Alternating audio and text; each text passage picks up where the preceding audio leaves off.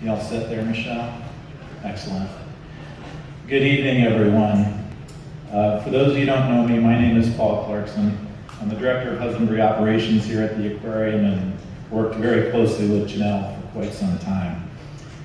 We're assembled here tonight to honor and pay tribute to the life and work of Jonelle Verdugo, our dear friend, colleague, and 25-year employee of the aquarium. I'm honored to welcome tonight some of Jonelle's family, her parents, Laura and John, sister Michelle, partner Tom, and others.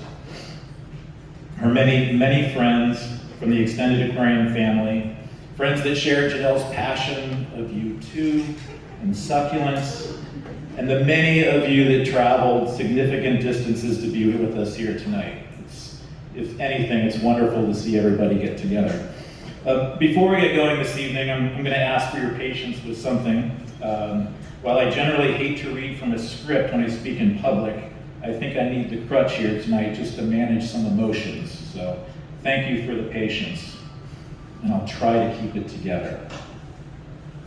As I look around the aquarium this evening, I suspect Jonelle would have very mixed feelings and comments about seeing you all gathered here. I have no doubt she'd be incredibly touched to see so many of us assembled to honor her. In her last weeks with us, Jonelle shared that, quote, "I've been overwhelmed and humbled by all of the love and support I've been receiving, and I feel really blessed to be part of this NBA family," end quote.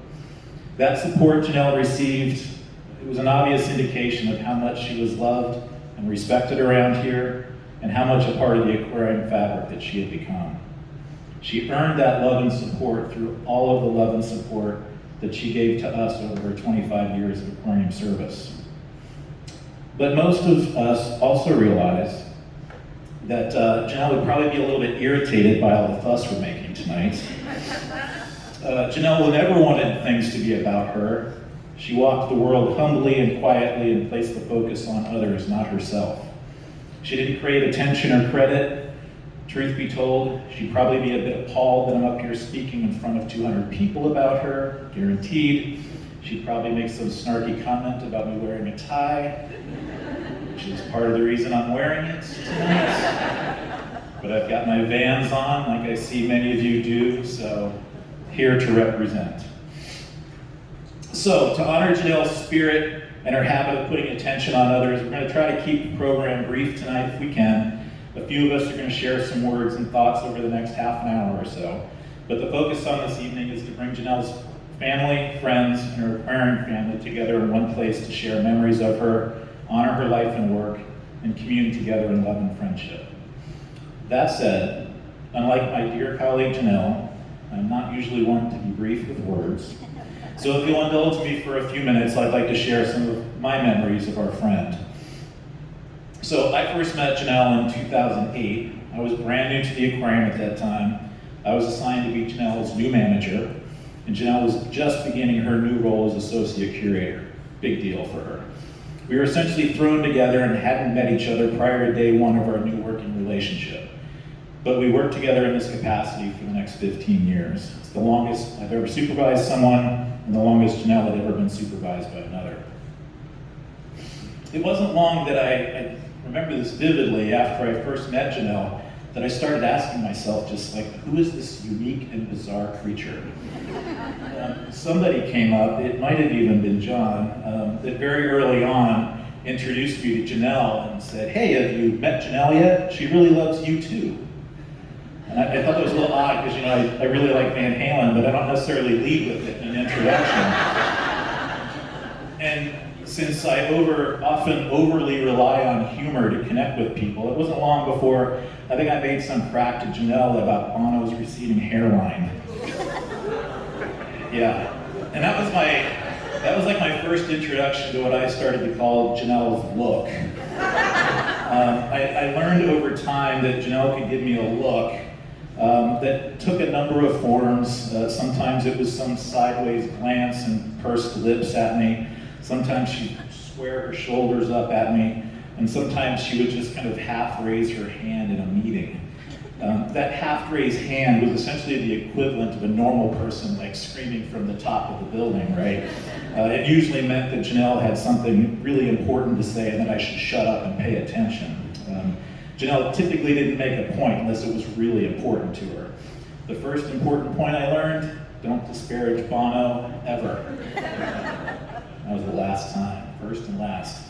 But aside from Jonelle's staunch and at times unhealthy commitment to Bono, The Edge, Adam and Larry, yes, I mentioned all their names, Jonelle, tonight, you would be happy. Jonelle rarely wore her passions on her sleeve. For those who didn't know Jonelle well, she likely came across as soft-spoken, laid-back, and reserved. But I came to realize that Jonelle simply wasn't someone to force her opinions, her values, her likes or dislikes on others. Again, she walked the world quietly and humbly.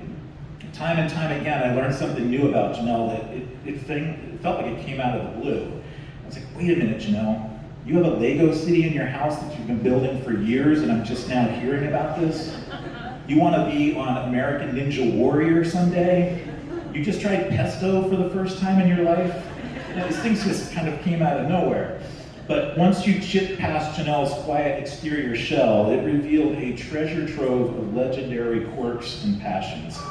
And that was something so key to understanding Jonelle. That quiet, reserved demeanor hid a person who was tremendously passionate and dedicated to the things in her life that were most important to her. And what I so respected about Jonelle after working alongside her all these years was the depth of her commitment to three things: our people, our animals, and our place. Not necessarily in that order at first. Like most of us who work in animal care, Jonelle first connected with our critters. And let's be honest, she usually far preferred the company of animals over people, at least initially.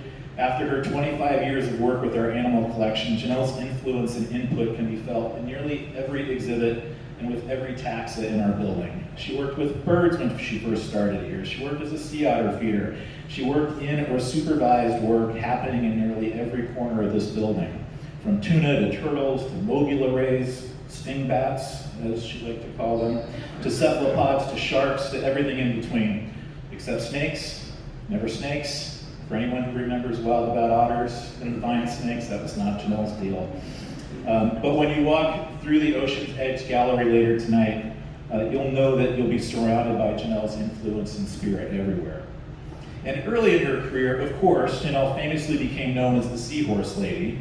And when you think about it, seahorses suited Jonelle perfectly, right? Seahorses are small, their food is small, the babies are even smaller, heck, even the equipment that you use to take care of them is small. All those things resonated with Jonelle's quirky love of tiny things. And ultimately, Jonelle's passion and skill helped us bring to life the secret lives of seahorses, known most to us just as slosh.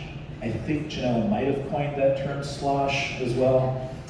Slosh went on to become one of the most popular exhibitions in aquarium history and was extended multiple times due to that success. And that success would not have been possible without Jonelle.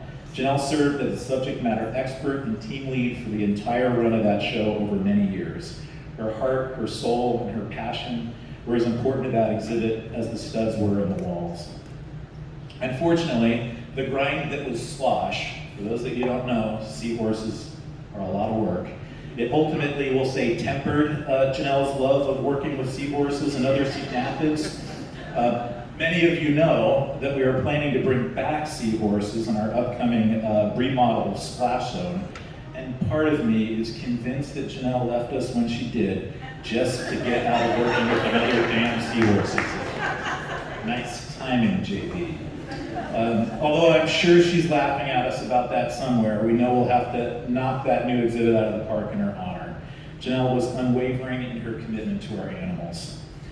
Jonelle was also tremendously committed to our place, this wonderful aquarium. Having been here for 25 years, Jonelle worked closely with many of the people who built the aquarium and established our standards of excellence so early on. And Jonelle passionately dedicated herself to upholding that vision and those standards throughout her decades of service. This was really most evident in her commitment to the quality of our live exhibits. Jonelle had a wonderfully detailed eye for exhibitry. She pushed all of us to uphold the highest of standards in the quality of our exhibits, their cleanliness, and how accurately they represented wild habitats. She was an apostle of the golden hours, the quiet time in the morning before guests were in the building, And Jonelle always kept us on task and focused in that way.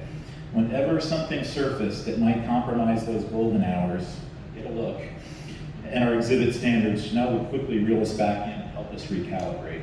She was always committed to our place. Lastly, and I'm addressing this last on purpose, was Jonelle's commitment to our people. Again, I'm certain that Jonelle preferred to spend time with her dogs over most humans.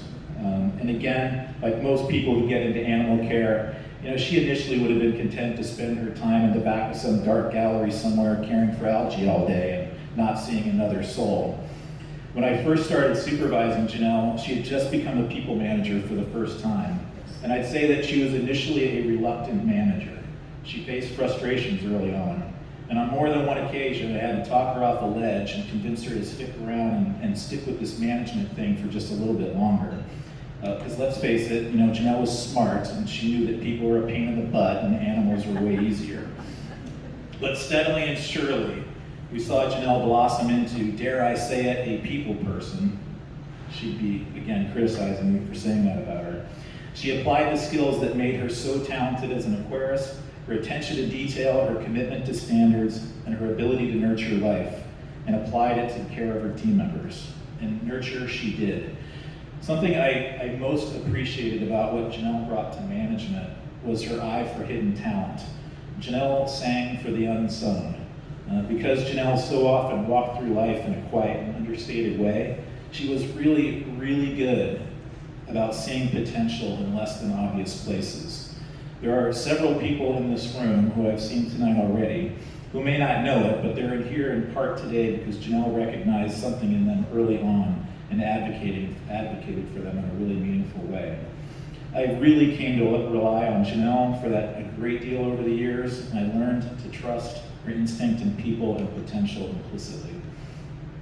And Jonelle so loved and respected the people whom she worked most closely with. Just 2 weeks before she passed away, Jonelle sent me an email titled, "I have an awesome team, they don't need me." It was very Jonelle. This wasn't meant at all to be self-critical though. Jonelle, even in her final days, was thinking only of her people and recognizing them for their work. In the email, she proceeded to list a series of recent team accomplishments and noted how proud she was of their work and how grateful she was for their commitment in her absence. And she never took credit for those successes. She always gave her team full credit and all the respect for their work.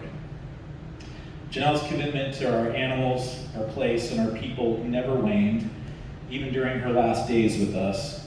Famously, and most of us know this, Jonelle almost never took a sick day. Her sick time approval here at the aquarium was always pinged at 400 hours, which is the most you could ever have. And sometime, finally, during the final days of her cancer fight, Jonelle sent us a message, an email that said, "Sorry for the last minuteness of this, but I decided to take a week off." Aside from a few doctor's appointments here and there, that's really the only appreciable time that Jonelle took off from work during her illness. And it's because she was just simply too devoted to her team and our work to step back completely. She was dedicated, tenacious, and rightfully damn proud of what so many of you have built here. But although Jonelle ultimately found her calling in working with people over the years, her aversion to too many humans in one place was never too far from the surface, believe me. As Jonelle ended most of her work weeks with us, she would typically send out an end-of-week update to her co-managers through email. And often, Jonelle would rate the size of the crowds in the aquarium on a given day by the smell that the humans made in our galleries. So we occasionally get emailed stink reports from Jonelle on Saturday afternoon. If it was stinky, that means it was really crowded. And when we finally reopened after a 14-month closure due to COVID, Jonelle's update that week read, "Well, it happened. The aquarium is open, people are roaming, kids are laughing, babies are screaming, and aquarists are hiding." And the number of people spread out throughout the building was just about a perfect amount, if we have to have people here. And that was something else we have always loved about Jonelle. Her wit and snark were always reliable and welcome. And I so miss that wry sense of humor. So Jonelle, we all miss you dearly. We will do our best to honor you by continuing to honor what was important to you here. The animals are people in our place. Thank you.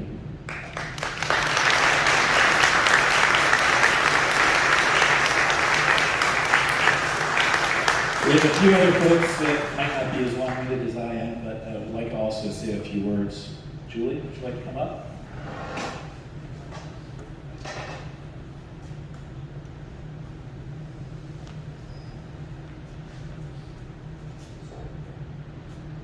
Oh, that was wonderful. I learned so much. So I'm Julie Packard, Executive Director of the Aquarium, and it's wonderful to have the family and friends here. I didn't get the opportunity to spend a lot of time with Jonelle, but we worked on the same floor for all those years in what we call the admin building. And Jonelle was just legendary on the team, and of course our animal care team is legendary in the world, in the nation, you know, among all the aquariums. And Jonelle just was always the most quiet, but I could tell she was the most team-oriented, positive person for people to be around. You know, I never saw her, never heard anything about her, you know, being involved in any, you know, snarky stuff or anything, you know, never a bad word about the colleagues. But our specific interaction was that she would take care of the plants and the executive office. Now, the executive office is on the same floor with all the animal care folks. The animal care folks, their offices, if you've been there, it's pretty crazy. It's kind of wild. Pandemonium. It's animal people. You got skeletons and plants and games, and you know, there's a skeleton with a costume on it and a computer. And when we moved back into our space, I'm like, okay, well, I got donors coming in up the elevator, but whatever. You've got like, you know, what Harry Potter, you know, group are you part of?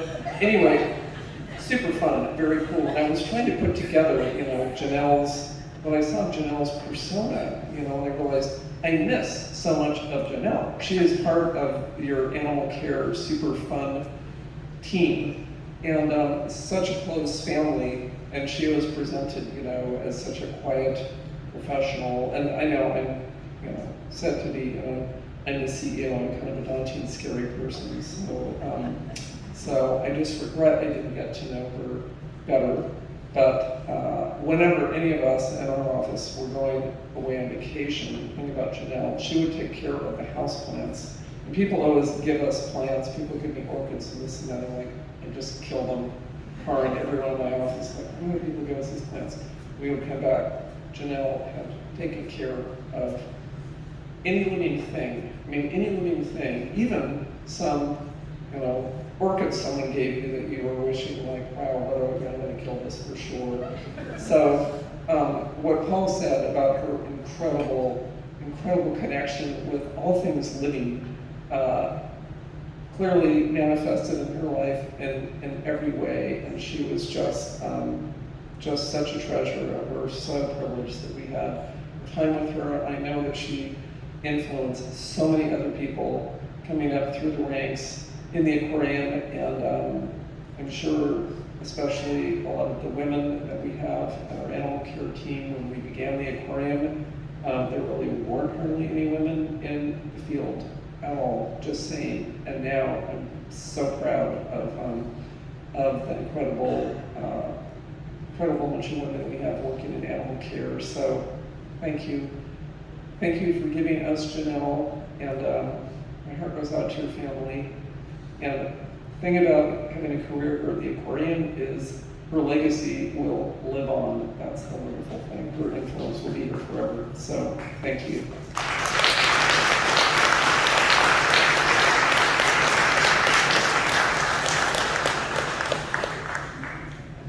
Thank you, Julie and Paul, for those wonderful and touching words.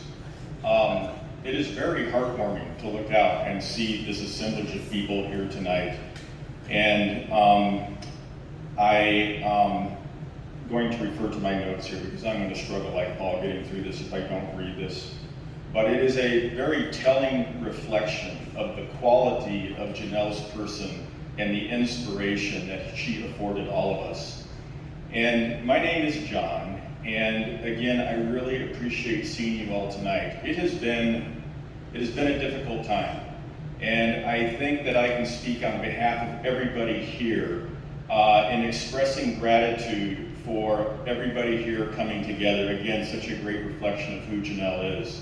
And it's not just local people. As Paul mentioned, we had people come from all over the nation here today, from the East Coast as far away as Hawaii, from the north and the south. It really is quite remarkable and really quite touching. And I am now going to return to reading, so please bear with me. I've known Jonelle and worked closely with her for the entire 25 years that she was here at the aquarium, and it is an absolute honor and a privilege to stand here before you today and share a few words, much of which will echo what Julie and Paul had to say. I know Jonelle is a person who is very much loved, respected, and greatly appreciated for her personality and for her remarkably stout commitment to the mission of ocean conservation and all that her profession demanded. Jonelle's dedication to her work and her sense of responsibility is commendable, quite remarkable, really. We heard Paul express the sentiment earlier, and I believe the concept of a workday shorter than 8 hours was absolutely incomprehensible to Jonelle. The thought of taking time off and claiming sick time, as Paul mentioned, very uncomfortable to her. Her commitment to the aquarium, our staff, the animals, and the plants was nothing shy of exceptional. Jonelle took great pride and demonstrated remarkable attention to detail in her laser focus on animal care, and it was that way, as it has always been so, up to her final few days. I know a few people who carried such dedication and commitment to duty. Selflessness and serving she was, grateful are we, touched and influenced are many. I know Mr. and Mrs. Verdugo, Michelle, Tom, that you do not need to hear these words in order to carry a great sense of pride for your daughter, your sister, and your partner. But I do hope that you can embrace the thought of how deeply Jonelle was respected and carry forth a profound sense of Jonelle's influence within the part of her world that we here at the aquarium have had the honor and pleasure of being a part of for so long. Many people over the years, pardon me, and it is not just those of us here today and those unable to attend that she influenced and supported. Over 25 years, and with 1.8 million people walking through these doors a year, Jonelle left a mark on the young, the old, people of all walks of life, a mark that has meaning and profound significance for humanity and our oceans. Her unwavering dedication shall not be forgotten, and we shall all carry this remembrance forward with gratitude and appreciation. Many people over the years, and still now, as we share stories and memories, have thought and spoken fondly of Jonelle's passions. The word passion in the context of Jonelle kind of falls short, really. Maybe convictions, devotions, loyalties. Paul, I think you said unhealthy commitments. I don't know. Whatever the word we choose to describe, these include her devotions to the world of the tiny. Tiny writing, tiny objects, tiny fish, the color blue, her Legos, simple foods, her worship of YouTube. For me, though, as intriguing and curious these Jonelle passions, I applaud and commend the loyalty she afforded to her true self. Jonelle found in life those things that gave her meaning and purpose and stayed true to who she was. Jonelle made no bones about who she was and made no effort to conceal her truths, fully expressing her creativity and joy in those activities she engaged. I recall talking to Jonelle and joking to her, almost teasing her, about something that from my outside perspective seemed obsessive. I don't remember exactly what it was that she was doing or what it was she was talking about, but I remember watching the expression of joy, that well-known Jonelle smile, and hearing the sense of pride and confidence as she said, "Yes, I like that. And in that moment, I recall feeling gifted. The gift of seeing someone modeling no judgment toward themselves, the gift of seeing pride in one's self-awareness, the gift of seeing an individual remaining steadfast in their conviction of who they are. And just as the effectiveness and power of written words cannot be measured by size of font, neither can the spoken word be assessed by volume nor number of words. Yes, I like that. Spoken softly, simply, with a joyous smile, and yet with great conviction. I got it. Jonelle was not one to fill the space with voice. She filled the space with who she was, and of course the voice of others through music. She left little footprint, but great influence. In speaking of Jonelle and the lives that she touched, I would be completely remiss if I did not praise Jonelle's quick wit and sense of humor. How she moved us all into laughter through her unique view of life's inconsistencies, imperfections, and daily demands. I always look forward to Jonelle's weekend reports. I will miss them. Take, for example, the following email to her team. Mike Brigham has asked if we can come up with a generic name for the loggerhead exhibit. He would like to have a name that doesn't need to be changed in the PLC every time we change the theme or the occupants. A location-based name might be best. Let's get the creative juices flowing, please. Here are a couple suggestions from me. Where the exhibit has no name, the edge of OS. I can tell this is resonating. What do you have, Jonelle asks. Or perhaps her ongoing sister-like jestful jousting with her dear friend Christy Angelo at the end of one of her reports. And probably most exciting is that the next 3 weeks, Chris will be away on vacation. Emphasis on away. Exciting for her, exciting for us, exciting all around. Or the days when there was nothing to report. It was quiet, the sun came out, and there's really not much to report. The fish are swimming. It's National Dog Day. And this is accompanied with a photo of dogs with little American flags in their collars. Or Saturday was a quiet day. Actually, both days were quiet. Remember, don't sweat the petty things and don't pet the sweaty things. And I love this one. This flashlight was left on my desk many weeks ago, and I don't know why. Did anybody order this and or know where it's meant to be? Looks like it would be useful if you have to park any airplanes. And then there was the time that I was presented with a gift for taking action toward a cleanliness issue in our office restrooms. A cake that Jonelle made in the image, likeness, and shape of a toilet, complete with a target in the bowl and little yellow sprinkles on the seats.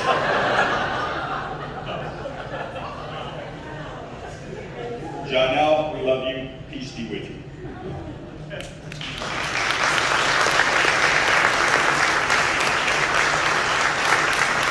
And now I am to introduce somebody I don't know. Mary from the Succulent Club. Are you out there, Mary? I am. Ah, Mary. Thank you.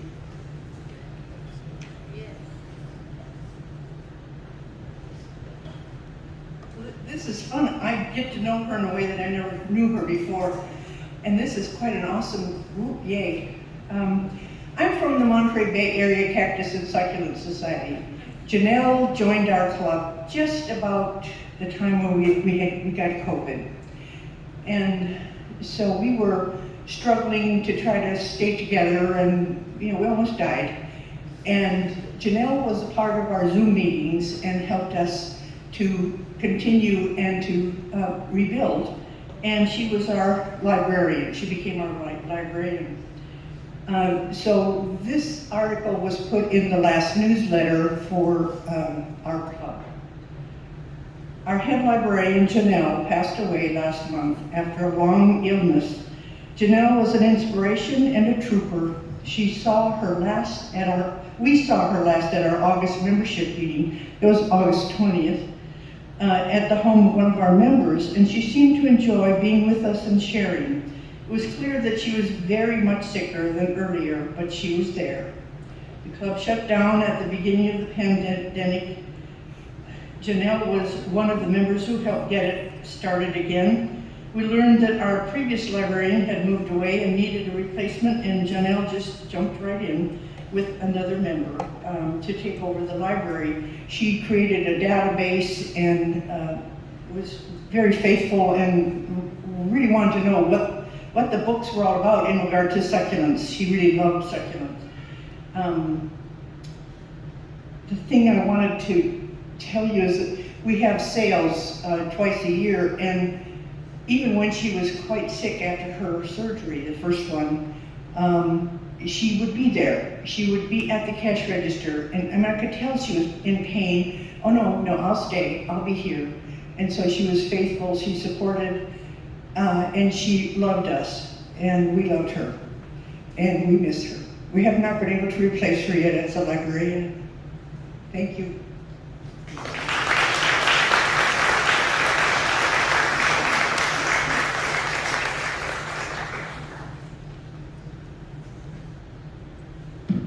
Hi, everybody.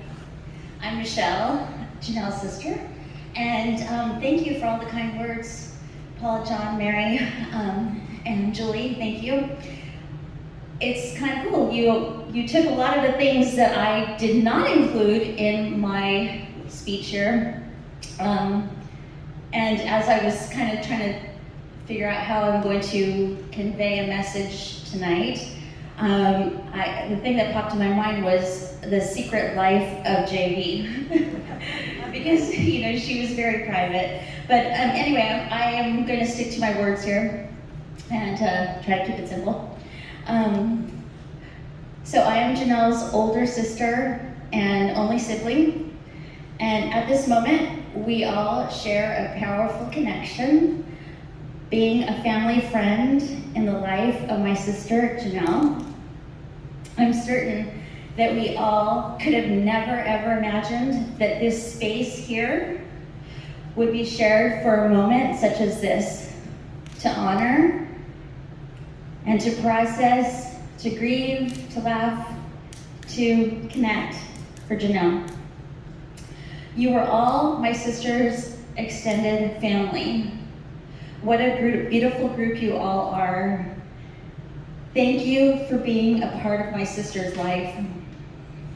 There have been many times over the years I've been here with her as a visitor, and I can hear her right now loud and clear telling me not to embarrass her.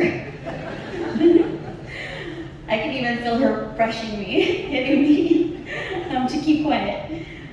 So I'll do my best not to embarrass her.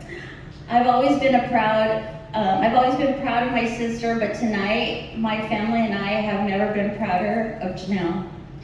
Thank you all for loving my sister. A proud sister story, which I'm sure you all will appreciate. My sister had shared with me that she had a goal of completing 500 log dives by her 50th birthday, and she exceeded her dives and her goal by a few months ahead of that date. Jonelle had exactly 600 dives logged during her career life, and is very precise, just like her style. Though my sister's life was short, she truly lived a wonderful life. As you all know, she was fiercely passionate for the things she loved. She showed us her precise and unique ways for doing things. Her nature was subtle, yet she was impactful. She left us with her legacy. I would like to continue to honor her spirit, her legacy through a scholarship fund.